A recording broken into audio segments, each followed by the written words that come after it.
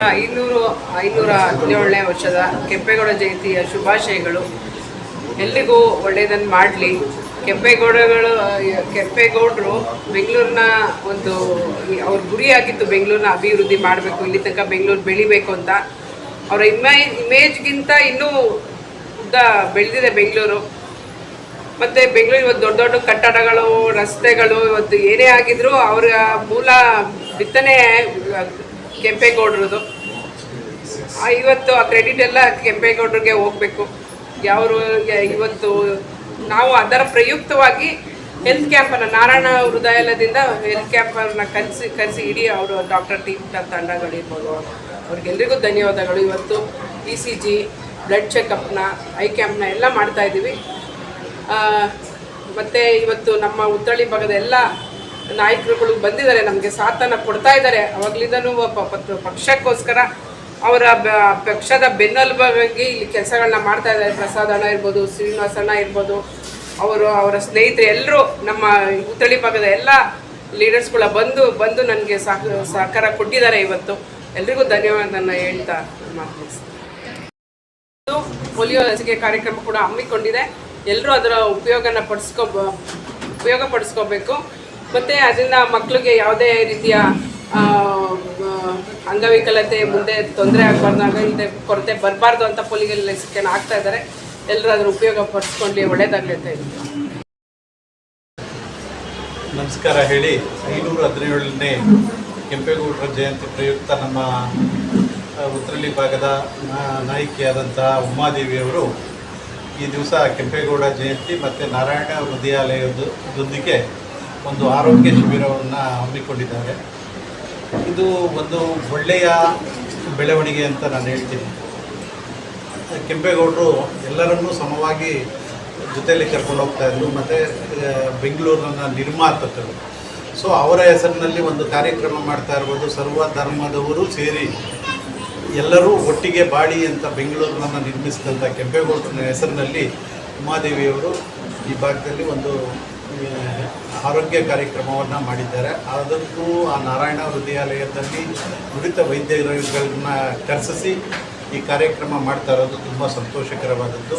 ಮತ್ತು ಇವತ್ತು ನಾವು ಒಂದು ಮೆಡಿಕಲ್ ಚೆಕಪ್ ಎಲ್ಲೇ ಹೊರಗಡೆ ಹೋದ್ರೂ ಡಾಕ್ಟ್ರ್ ಮುಟ್ಟೋದ್ರೆ ನಿಮ್ಗೆ ಗೊತ್ತು, 2,000-3,000 ರೂಪಾಯಿ ಬೇಕು ಅಂತ. ಅದರಲ್ಲಿ ನಾರಾಯಣ ಹೆಲ್ತ್ ಒಂದು ದೊಡ್ಡ ಹಾಸ್ಪಿಟ್ಲು ಇವತ್ತು ನಮ್ಮ ಉಮಾದೇವಿಯವರ ಆಫೀಸಿಗೆ ಬಂದು ಒಂದು ಕ್ಯಾಂಪ್ ಮಾಡ್ತಾ ಇರೋದು ತುಂಬ ಸಂತೋಷಕರವಾದ ವಿಷಯ. ಇದರಿಂದ ಅವರು ಒಂದು 10,000-12,000 ರೂಪಾಯಿ ಒಂದು ಪೇಷಂಟ್ ಉಳಿಸ್ಬೋದು. ಮತ್ತು ಅವ್ರಿಗೆ ಏನಿದೆ ಅನ್ನೋದನ್ನು ಮುನ್ನೆಚ್ಚರಿಕೆಯಾಗಿ ಎಲ್ಲವನ್ನೂ ತಿಳಿಸ್ತಾ ಇದ್ದಾರೆ. ಸೊ ಇದೆಲ್ಲ ಒಂದು ಸಂತೋಷದ ವಿಷಯ. ಮುಂದಿನ ದಿವಸದಲ್ಲಿ ಮೇಡಮ್ ಅವರಿಗೆ ಮತ್ತು ಅವರ ಫ್ಯಾಮಿಲಿಯ ಮತ್ತು ಸಹೋದ್ಯೋಗಿಗಳಿಗೆ ಎಲ್ರಿಗೂ ಒಳ್ಳೆಯದಾಗುತ್ತೆ. ಅದೇ ರೀತಿ ಈ ಭಾಗದಲ್ಲಿ ಅವರು ಅಭ್ಯರ್ಥಿಯಾಗಿ ನಿಂತ್ಕೊಂಡಿದ್ದಾರೆ. ಮುಂದಿನ ದಿನದಲ್ಲಿ ಅವ್ರಿಗೂ ಅವಕಾಶ ಸಿಕ್ಕರೆ ಒಳ್ಳೆಯ ಒಂದು ಮಾದರಿಯ ವಾರ್ಡನ್ನಾಗಿ ಮಾಡ್ತೀನಿ ಅಂತ ಒಂದು ಸಂಕಲ್ಪವನ್ನು ಮಾಡಿಕೊಂಡಿದ್ದಾರೆ. ದೇವರು ಎಲ್ಲ ಥರದ ಸಹಕಾರವನ್ನು ಕೊಡಲಿ ಅಂತ ಹೇಳಿ ಈ ದಿವಸ 517ನೇ ಕೆಂಪೇಗೌಡರ ಜಯಂತಿ ದಿವಸ ನಾನು ಆಶಿಸ್ತಾ ಇದ್ದೀನಿ. ಜೈ ಹಿಂದ್, ಜೈ ಕರ್ನಾಟಕ, ಜೈ ಕೆಂಪೇಗೌಡ.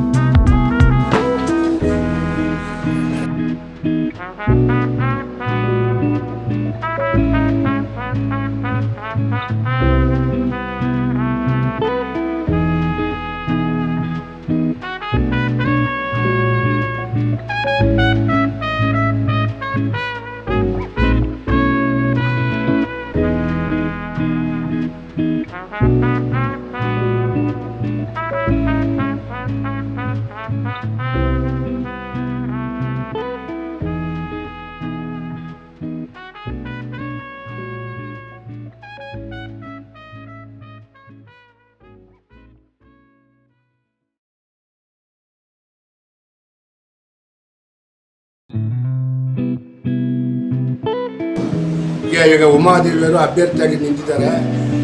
ಕಡು ಬಡವರು ಎಲ್ಲಿದ್ದಾರೆ ಅನ್ನೋ ಗುರುತಿಸಿ ಅವರು ಕಾರ್ಯಕ್ರಮನ ಹಮ್ಮಿಕೊಳ್ತಾ ಇದ್ದಾರೆ. ಇವತ್ತಿನ ಕಾರ್ಯಕ್ರಮ ಹೆಲ್ತ್ ಕಾರ್ಯಕ್ರಮ, ನೀವು ನಾರಾಯಣ ದೊಡ್ಡ ಹಾಸ್ಪಿಟಲ್ಗೆ ಹೋದರೆ ನಿಮಗೆ ದುಡ್ಡು ತುಂಬ ಖರ್ಚಾಗುತ್ತೆ. ಅಂಥ ಒಂದು ಕಾರ್ಯಕ್ರಮನ ಅವ್ರ ಬಿಲ್ಡಿಂಗ್ನಲ್ಲಿ ಅವರು ಉಚಿತವಾಗಿ ಏರ್ಪಡಿಸ್ತಾ ಇದ್ದಾರೆ ಬಡವರಿಗೆ. ಬಡವರು ಸಕಾಲದಲ್ಲಿ ಬಂದು ಅದನ್ನು ಸ್ವೀಕರಿಸಬೇಕು, ಜನತೆ ಅವ್ರನ್ನ ಗೌರವಿಸಬೇಕು. ಉಮಾದೇವಿಯನ್ನು ಗೌರವಿಸಿ ಮುಂದಿನ ದಿನಗಳಲ್ಲಿ ಅವರು ಪ್ರಜೆಗಳ ಸೇವೆ ಮಾಡುವಂಥ ಕಾರ್ಯಕ್ರಮಗಳನ್ನು ಮಾಡಿ ಇನ್ನೂ ಹೆಚ್ಚು ಕಾರ್ಯಕ್ರಮ ಮಾಡಲಿ ಅಂತ ನಾನು ಜನಗಳ ಪರವಾಗಿ ಕೇಳ್ಕೊಳ್ತೀನಿ.